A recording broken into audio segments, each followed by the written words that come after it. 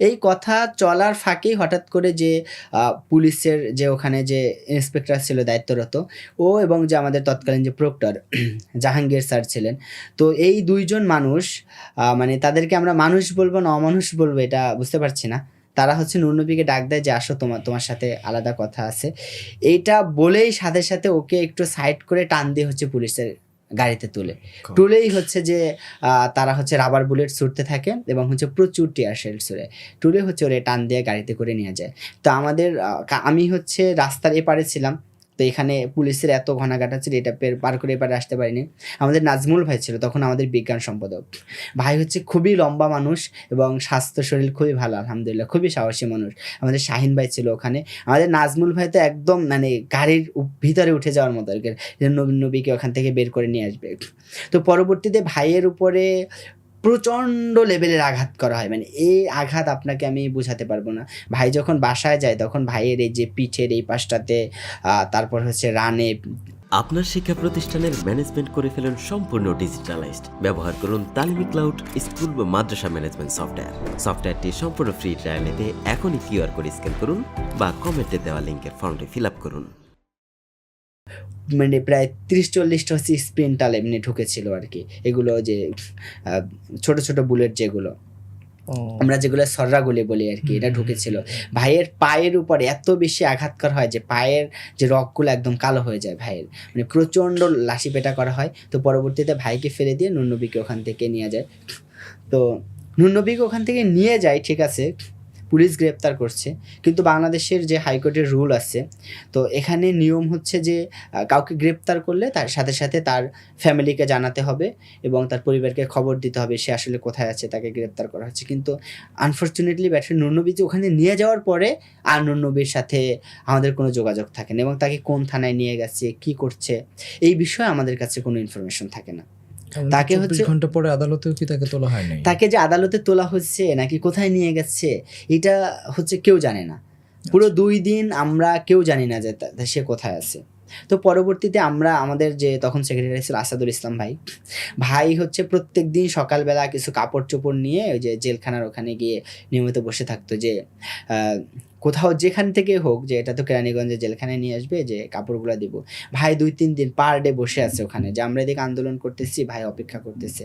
কিন্তু আমরা যে কাপড়গুলো পর্যন্ত আমরা ভিতরে পাঠাতে পারছি না। যে কাউকে জেলখানায় এন্ট্রি দিচ্ছে না। মানে যাকে নিয়ে গেছে যে কাপড়ে ছিল এই কাপড়েই থাকতে হবে। তাকে হচ্ছে যে কাপড়টা পর্যন্ত দেওয়া যাবে না। তো পরবর্তীতে হচ্ছে আমরা কয়েকদিন পরে জানতে পারি যে তাকে আদালতে তোলা হয়েছিল, তাকে রিমান্ডে পাঠানো হয়েছে। রিমান্ড থেকে আবার জেলখানায় নেওয়া হয়েছে। কিন্তু এই ধরনের কোনো ইনফরমেশন তারা আমাদেরকে দেয়নি। এমনকি আমরা কোনো লয়ারও তার জন্য সেট করতে পারিনি এই সময়টাতে। মানে যাক ইনজাস্টিসের একদম চরম সীমায় পৌঁছে গেছে তারা। তো তার পরবর্তীতে আমরা তো আমাদের তো বিপ্লব আসলে চালিয়ে নিতে হবে। আমাদের প্রত্যেকদিন মিছিল হতো। তো ১৯ তারিখে এটা গ্রেপ্তার হওয়ার পরে আমাদের ওখানে পরিস্থিতিটা খুবই অস্বাভাবিক হয়ে যায়। আমরা হচ্ছে প্রচণ্ডভাবে ফেটে পড়ি ক্ষোভে এবং আমাদের সাংবাদিক ভাইয়েরা বিশেষ করে ক্যাম্পাস সাংবাদিক, তাদের আসলে আমাদের প্রশংসা করতেই হবে। আমাদের ক্যাম্পাস সাংবাদিক ভাইয়েরা বিশেষ করে আমাদের এখানে ক্যাম্পাস সাংবাদিক ছিল জুনায়েদ শেখ, মাহাতাব লিমন, তারপর হচ্ছে ইমরান হোসাইন ভাই আছে, আরও অনেকেই। তারা হচ্ছে তখন প্রক্টরিয়াল টিমের সাথে প্রচণ্ড বাকবিতণ্ডায় জড়ায় যে আপনি একজন শিক্ষার্থীকে কিভাবে নিজ হাতে পুলিশের হাতে তুলে দিলেন। কিন্তু প্রক্টররা তো হচ্ছে তারা কেনা গোলামের মতো আরকি যে তখন আমাদের সাথে আচরণ করেছে। তো পরবর্তী ওদিন শুক্রবার ছিল। তো শুক্রবারে মোটামুটি ১০টা-১১টা থেকে একদম জুমা পর্যন্ত দফায়, দফায় পুলিশের সাথে ধাওয়া পাল্টা ধাওয়া হতে থাকে আরকি। তারপরে আমাদের জুমার নামাজ হয়। আমরা সবাই লক্ষ্মীবাজারের আশেপাশে হচ্ছে জুমার নামাজ পড়ি। জুমার নামাজের পরে আমাদের লক্ষ্মীবাজারে বড় একটা আন্দোলন শুরু হয়। তো ওই আন্দোলনে আমরা যারা ছিলাম জগন্নাথ ইউনিভার্সিটির আমরা ছাত্র শিবিরের লোকজনই আমরা বেশি ছিলাম। তো আমাদের আশেপাশে স্থানীয় জামাত ইসলামের যে লোকজন আছে থানা আমির দিয়ে যারা তারা ওখানে ছিল এবং ব্যাপক একটা সংখ্যক সাধারণ মানুষ তারা নেমে আসে ওখানে মহিলা পুরুষ নির্বিশেষে সবাই। তো আমাদের সাথে বারবার ধাওয়া পাল্টা ধাওয়া হতে থাকে আরকি। তো আমরা তখন যখন হচ্ছে ওখানে ঝামেলাটা শুরু হয় তখন আমি ছিলাম এপাশে আমাদের শাওন সর্দার ভাই তখন যে আমাদের বিএম সম্পাদক, এবং আমাদের দায়ান সালেহিন ভাই নামে আমাদের জগন্নাথ ইউনিভার্সিটি শিবিরের এক সাবেক সভাপতি, তিনি এখন জামাত ইসলামের থানা আমির। আমরা একদম সামনের দিকে চলে যাই আর কি, ইট পাটকেল ছুটতে ছুটতে পুলিশের কাছাকাছি। হঠাৎ করে তারা এতক্ষণ টিয়ার শেল এবং রাবার বুলেট ছুটতেছিল যে বন্দুক থেকে, এটার সাউন্ড কেমন চেঞ্জ হয়ে যায়, মানে আমরা বুঝে উঠতে পারছি না আসলে সাউন্ড চেঞ্জ হচ্ছে কেন। তো হঠাৎ করে দেখি আমাদের এখানে পাশে যে গলি ছিল এখানে 2-3 জন ভাই পড়ে যায় আর কি, তাদের হচ্ছে গুলি লাগে এবং তারা ওখানেই মারা যায় সাথে সাথে। তো পরবর্তীতে আমরা বুঝতে পারি যে এটা আর সাউন্ড গ্রেনেড বা টিয়ারশেলের ভিতরে সীমাবদ্ধ নয়, তারা আমাদেরকে গুলি করছে। তো ওই দিন 3-4 ঘন্টা ধাওয়া পাল্টা ধাওয়ায় আমাদের সামনে 9 জন ভাই শহীদ হয়ে যায় ওখানে। এখানে আমাদের কবি নজরুল কলেজের আমাদের কর্মী ছিল একজন শহীদ কাউসার ভাইও ওখানে মাথায় গুলি লাগে ইনস্ট্যান্ট হচ্ছে ভাই শহীদ হয়ে যায়। শুধু কাউসার ভাই, এখানে 9 জন মানুষ, লক্ষ্মীবাজার তো অনেক ছোট একটা জায়গা, একটা রাস্তার ভিতরে ওখানে 3-4 ঘন্টার ব্যবধানে হচ্ছে 9 জন মানুষ হচ্ছে মারা যায় এবং অনেকেই ওখানে গুলিবিদ্ধ হয়। এমনকি একজন ভিখারি মহিলা, সে ভিক্ষা করে যাচ্ছিল আর কি, তো হঠাৎ করে পুলিশ গুলি ছুটতেছিল, তো তার মাঝে সে পড়ে যায় আর কি। তো হঠাৎ করে টিয়ারশেলও আসে, টিয়ারশেল তাকে ঘিরে ফেলে এবং গুলিও করে। টিয়ারশেলের ধোঁয়া এমন অবস্থা ছিল, মহিলার সাথে সাথে পড়ে যায়, যে তাকে সে গুলি লাগছে না সে টিয়ারশেলে পড়ে গেছে, তাকে যে কি উদ্ধার করতে যাবে এটাও যেতে পারছে না, মানে এমন বিভীষিকাময় একটা অবস্থা। তো পরবর্তীতে এই আন্দোলন একদম চলতে থাকে হচ্ছে আপনার সন্ধ্যা পর্যন্ত, প্রায় মাগরিবের পরও আন্দোলন চলে। তো আমাদের এখানে আমরা পরে ছত্রভঙ্গ, মানে আমাদের এখানে যে গলিগুলো আছে বিভিন্ন গলিতে অবস্থান নেই আর কি। তো এখানে আমি ছিলাম, শাওন সর্দার ভাই এবং মাসুদ রানা আমাদের যে সমন্বয়ক ছিল, এখন আমাদের ছাত্র সংসদ নির্বাচনে এজিএস পদে প্রতিদ্বন্দ্বিতা করছে আমাদের প্যানেল থেকে। আমরা 3 জন একসাথেই ছিলাম। তো গলিগুলো একদম মানে বিভীষিকাময় হয়ে ওঠে তখন আমাদের জন্য।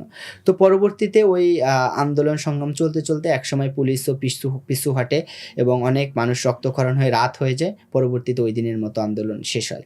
তো পরবর্তীতে আমাদের জগন্নাথ ইউনিভার্সিটি থেকে আর একটা বড় মিছিল বের করা হয়। তো আমরা বিগত আন্দোলনের যে এক্সপিরিয়েন্স, যে ছাত্র শিবিরের লোকজন আসছে এবং অল্প কিছু মানুষজন আমরা বাহির থেকে পাচ্ছি, এর বাইরে আমরা খুব বেশি বাইরের মানুষ আসতেছে না। তো তখন আমাদের তো সংগ্রাম চালু রাখতে হবে। তো জগন্নাথ ইউনিভার্সিটি যেহেতু এখানে শহীদ হয়েছে, সুতরাং এই আন্দোলনটাকে আরও বড় করতে হবে।